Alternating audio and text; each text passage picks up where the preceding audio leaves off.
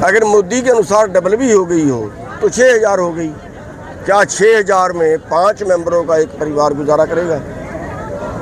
जो उस वक्त की जो आमदन थी 27 रुपये पर मेंबर प्रतिदिन निकली थी, आज अगर डबल भी हो जाए तो 50 रुपये होगी। क्या उसमें गुजारा चलेगा?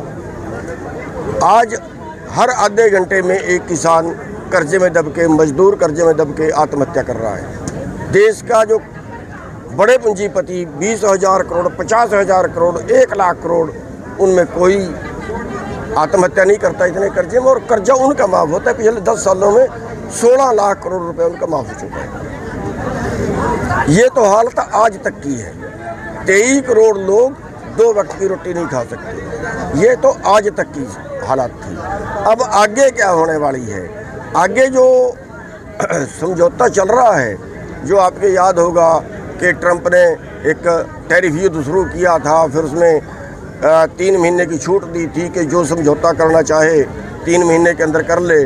तो भारत की सरकार को दस्त लगे हुए हैं और यहाँ का एक शिष्टमंडल 2 महीने हो गए अमेरिका में बैठा है। वाणिज्य मंत्री भी वहाँ जाके आए हैं और देश से सब कुछ छिपा रहे हैं कि क्या किस किस बात पे समझौता हो रहा है। अगर फसलों पे या उन चीज़ों पे जो भारत में जो विदेशों में भारत से सस्ती हैं, अगर उनका टैक्स ख़त्म कर दिया जाता है और वो भारत से डंप होती हैं, जैसे अभी एक अनुमान है कि 15 लाख करोड़ का मटेरियल भारत से आएगा, जिसमें 10 लाख करोड़ का तो खाली कृषि उत्पाद हैं।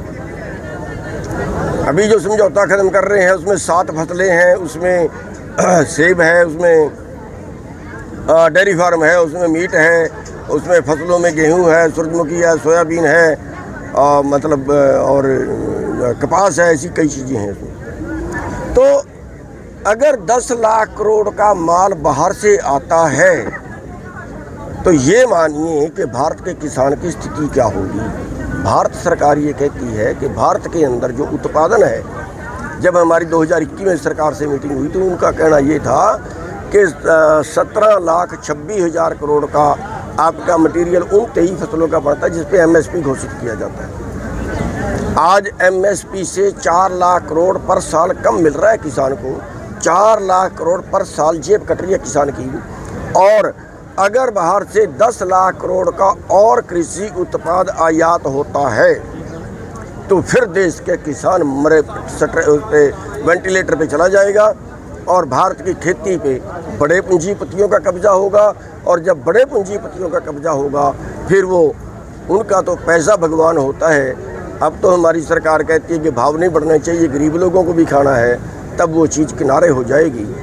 और जैसे 2014-15 में या 15 में आपने देखा होगा कि दाल 200 रुपये किलो हुई थी, किसान को तो 50 रुपये किलो मिला था।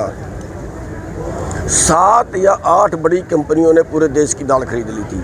ऐसे ही अब जो आगे जो सिस्टम चल रहा है वो कंपनियां ही पूरे कृषि उत्पाद का व्यापार करेंगी।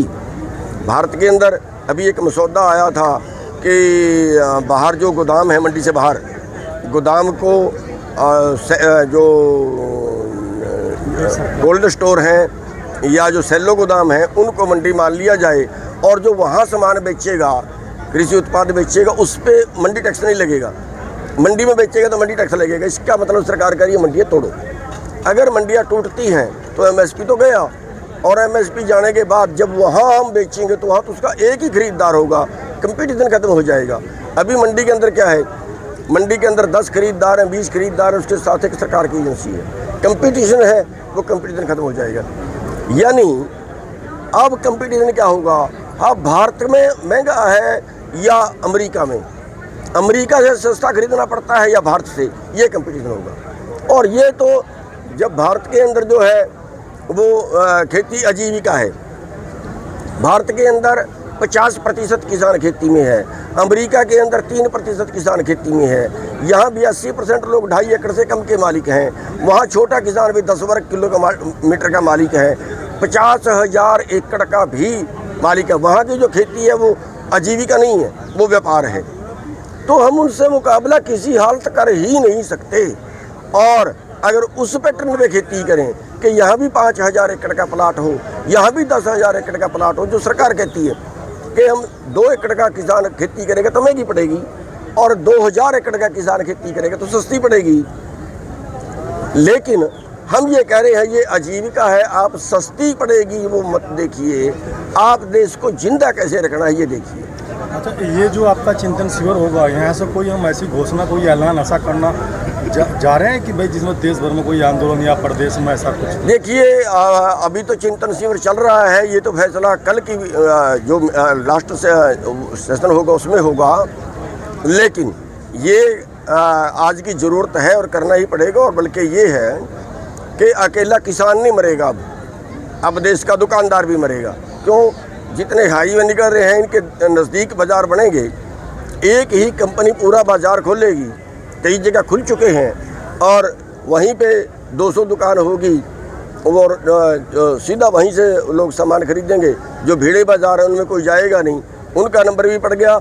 जो हमारे मजदूर हैं, 12,000 रुपये कम से कम रेट है 8 घंटे काम करने का, यहाँ तो 10,000 में 12 घंटे काम करवा रहे हैं। यानी जहाँ 18,000 20,000 उसको मिलने थे एक मजदूर को, उसको 10,000 ही मिल रहे हैं। वो भी गए, दुकानदार भी गए, यहाँ के जो व्यापारी हैं, बड़ी कंपनियाँ छोटी कंपनियाँ खाएंगी, वो कंपनियाँ भी गई, वो व्यापार भी गया, वो उद्योग भी गए, छोटे उद्योग। तो हम सब मिलकर एक बड़ा आंदोलन के प्लान बनाएंगे, और क्योंकि जितने कुटे पिटे लोग हैं वो सब एक तरफ आगे लड़ेंगे तो इस पूंजीवाद से हम जीत पाएंगे। अभी जैसे कह रहे कि सभी लोग एकजुट होकर लड़ेंगे, लेकिन भारतीय किसान यूनियन लगातार टुकड़ों में बट रही है।